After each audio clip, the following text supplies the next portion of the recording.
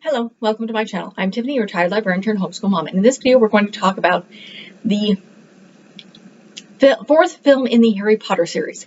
Now, I've already covered a whole introduction where I'm ranting and raving about Rowling. The only thing I'll take from that is this is my copy of the book. Buy it used. Borrow it from your library. Do not directly financially support Rowling. No matter how little she still gets money from people buying these books. And she's a horrible, horrible human being who has issues. Again, I have a whole introduction where I rant and rave about Rowling. I covered all the books, at least all the 4 books, and the first 3 films. So, as for buying the films new, you're welcome to. Rowling sold the rights. She doesn't get money from this. She gets profits from the notoriety, but that's about it. And you as parents have control over whether or not you purchase stuff that she probably, I'm not sure if she has merchandising rights. That's a complicated thing I'm not aware of. I do know from a book called Harry, A History by one of the, I don't remember the author, I'll link it in my intro video, so if you want to check that out, by somebody who was working with the Leaky Cauldron website, which was a whole Harry Potter thing. And she interviewed Rowling, and her deal with Warner Brothers, or Universal, probably the same studio. Basically, with the studio who's controlling the films, it's Warner Brothers. On the back of this, this is my copy. This is my DVDs. I have a full Blu-ray set. Basically, they can't take her world and run with it. That's why she's involved in the script writing of the Fantastic Beasts series. Obviously, the books were not completely written, but they were a thing.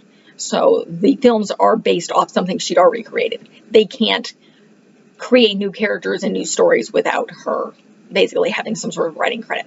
So she profits from the Fantastic Beasts films. I'm not going to cover those. They're more adult. The first film is good, but again, I don't already own it. And she has script writing credit, so I'm not going to mess with it. And again, it's not based on a book, and again, more adult. And the second film I've not seen, nor do I particularly want to. It's a mess. So the other thing I'm going to say is a YouTuber by the name of Dominic Noble does the reviews. He does a show called Lost in Adaptation. He covers this a lot better than I ever could. He does 2 videos that are almost close to half an hour long. Far more entertaining than what you're going to get from little me. He does not support Rowling any more than I do because she's crazy. And he's very much an ally to the LGBTQ or the LGBTQ plus community, as am I, which is the reason I don't want you supporting Rowling.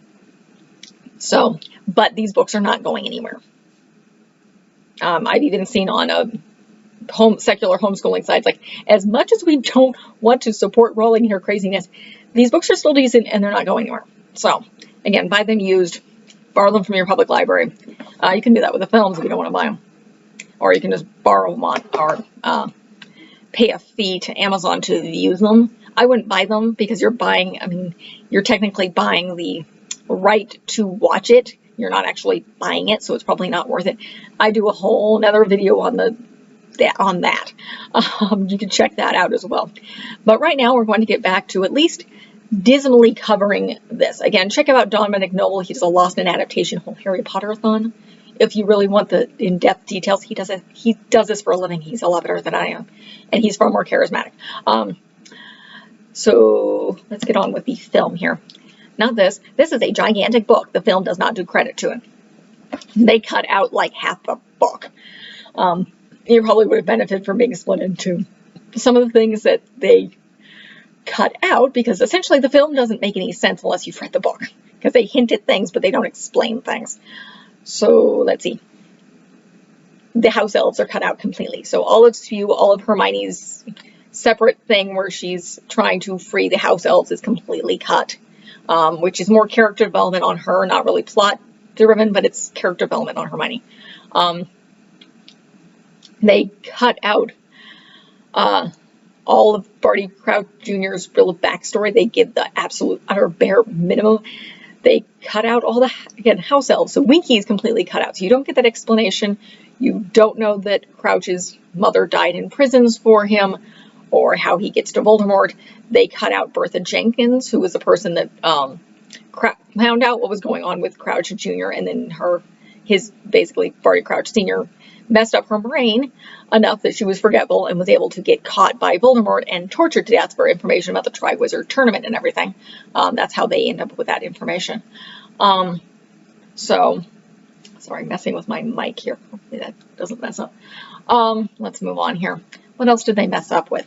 They cut out pretty much any character development of Laura Delacour, Victor Crumb, and why can I not remember his name? The actual champion, who is played by the actor who played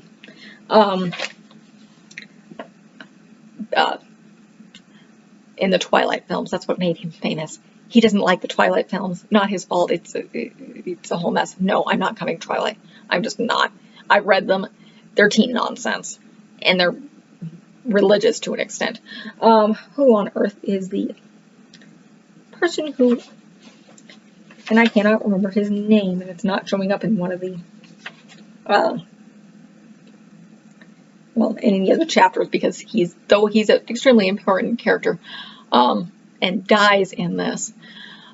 Basically, they cut out all of that, except for, him dying and kind of being there. In fact, it's bugging me. I'm going to do a quick IMDb search to get this person in here. So, IMDb, International Movie Database, an extremely useful thing here. And at least has some basic. Let's do Harry Potter here. And the Goblet of Fire.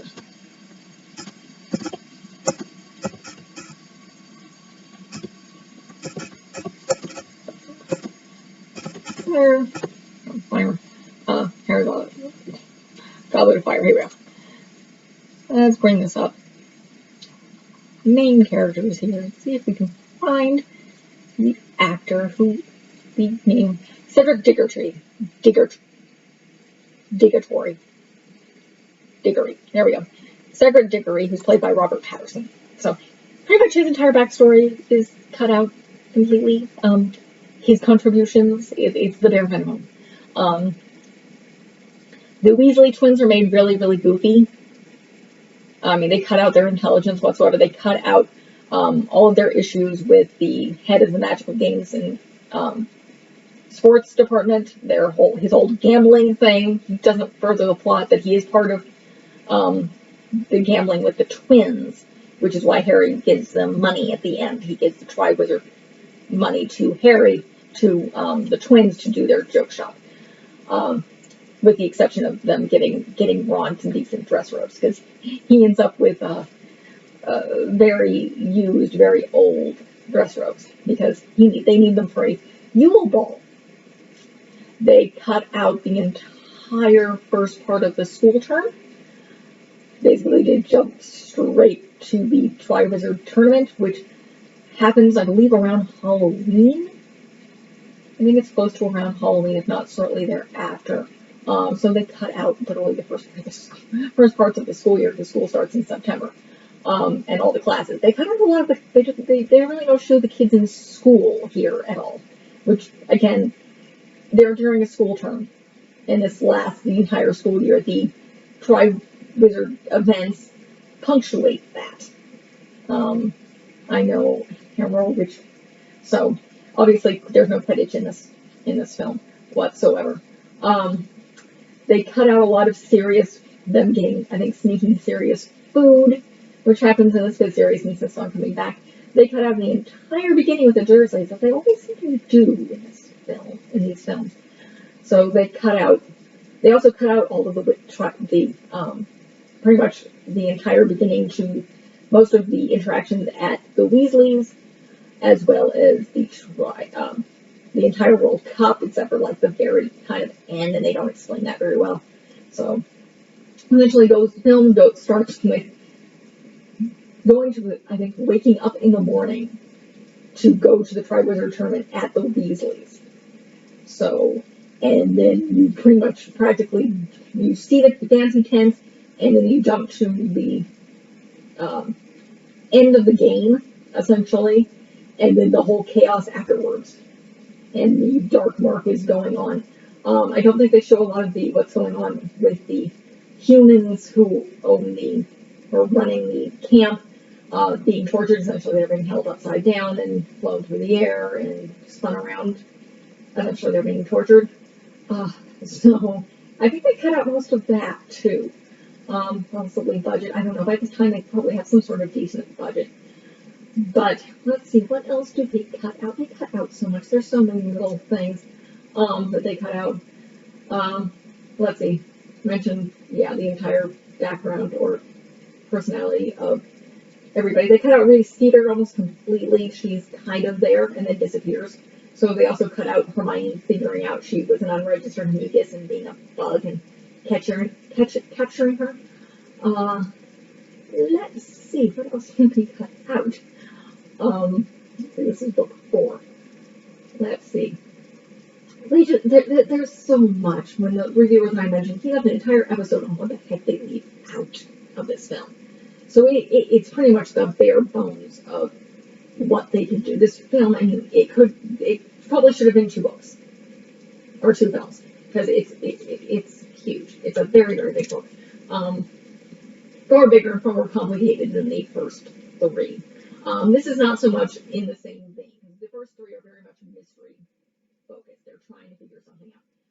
They are trying to figure something out. This is who put Harry's name in the Goblet of Fire. But there's a lot of people trying to figure this out. It's not just the kids. And there's a lot more. You see a lot more teen angst. Ron and Harry start fighting in this book, kind of over. Basically, Ron has issues considering he's the youngest of 7 brothers. He's trying to prove himself. So he thinks Harry tried to figured out how to get into the tournament, and then after the first thing, he's like, "Oh yeah, really? Maybe never mind. Somebody's trying to kill you." Yeah, which of course is what Harry thinks and Hermione thinks. And even I think Dumbledore thinks it's like somebody did this to kill you. And of course it was Barty Crouch Jr., who was, yes, his entire purpose was to get Harry transported so Voldemort could kill him. The other thing they cut out, which is funny, is really Junior in the form of Alistair Moody, which, yeah, they cut out kind of the explanation for that. And some of the hints for that in the film.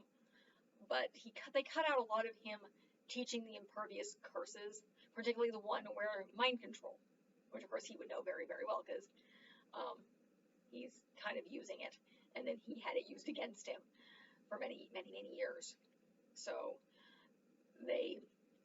he actually teaches them, and Harry ends up being able to throw it off completely, and he basically pushes Harry to figure out how to do this, which ends up being horrible because then Voldemort can't use it against him when he tries to kill him. They get that scene kind of well, but they also cut out Crouch's backstory, which is, again, is plot dumped to the very end, but still, it's there. Let's see. What else are they doing here? There's so much. It's a decent film, but it's hard to understand if you haven't read the book, and that's the big thing. I mean, again, they also have a tendency to do things a lot bigger. I mean, the whole dragon thing in the book, it's confined to the stadium where they're doing it. He's not destroying the school. They make things bigger. They cut out the blasted-ended scroops. They cut out a lot with the last event, where the maze. You don't see a lot of the monsters. They have a tendency to just have attacking vines, which is insane. So they cut out the blasted end scroops. They cut out the Sphinx, I believe. They have to solve a riddle. They cut out so much of that. The water scene where they make it far more advanced, far more scarier than it was. So they amp it up a lot, and they do that in the other films, and it doesn't play well as adaptation. I mean, it's good visually. The CGI is okay. It's been a while since I've seen this. CGI it's okay. The acting is getting better for the kids, but again, I always kind of blame that on directors, and maybe the other directors are better at directing children. Not to mention, of course, they're getting better and they're acting more. So But let's see. No, Snape's, they cut out more of Snape and his issues with the Dark Mark, because the Dark Mark start glowing. They have these like tattoos on their arms of the Dark Mark. Let's see, do they give the guy's name in here? No. But yes, this is the film where they introduce the truth serum, which is what Snape uses. It shows up a little bit more in the second horrible book. I will cover book 5. I don't like book 5. I covered that in my book review of book 5, which will come out on Monday. So, it's not much more to say. The film is okay. I mean, again, at this point, they know people are going to flock to see it, so they can literally put crap into it.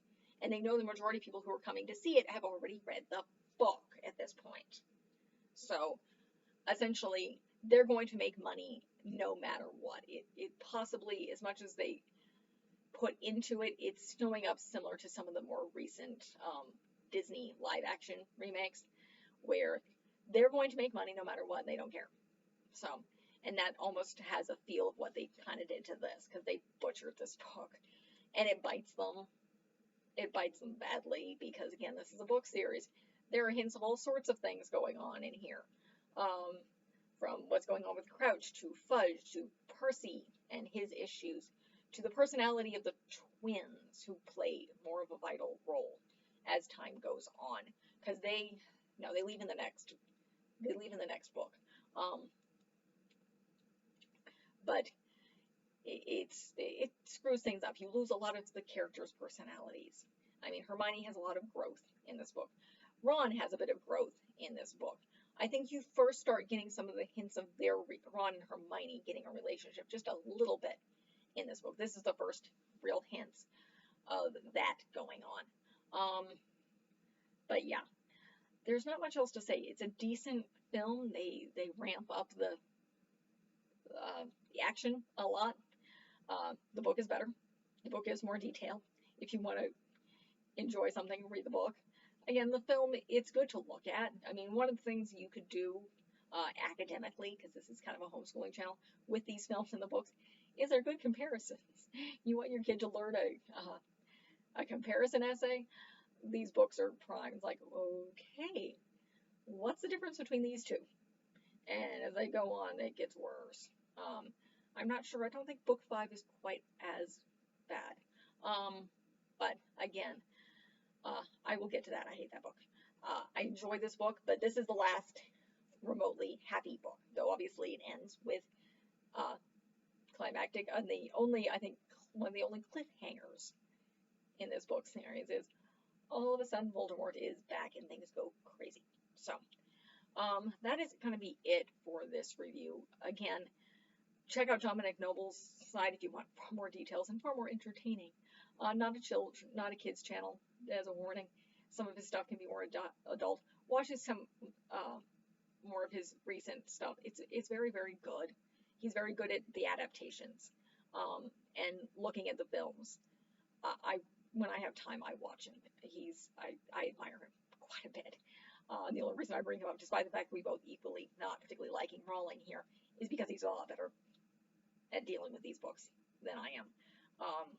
And if you are not familiar with these books or these films and you want to check them out for your kids, just because they're not going away, he gives you a pretty good overview. So you can make a decision whether or not you really want to bring the Harry Potter into your life. He loved him. He loved Rowling. He loved these books like crazy until Rowling became a horrible, horrible human being. Or maybe she revealed herself as a horrible human being. But again, I did a whole first video on that. But I'm going to wrap this up because, again, I don't have the skills to cover this, nor the time to reread these books or watch these films. Because, again, I have a toddler and 3 kittens in my house, so I don't actually have that much time. So that is it. If you want to check out the rest, I have various other book reviews. I'm doing the entire Harry Potter series. I'm also do homeschooling stuff. I'm trying to do some travel stuff as the world opens up. We are just getting there at the time this video is filmed. I'm filming this in June. So this is coming out in September, I think, might be October. Yeah, my whole Harry Potter series that I'm doing is coming from the beginning of September through, I think my last video is scheduled to go out in November, the 1st of November, because the last book is split in two, as this one should have been. So, but that is it. Please like and subscribe if you want to see more of what I do. Thank you.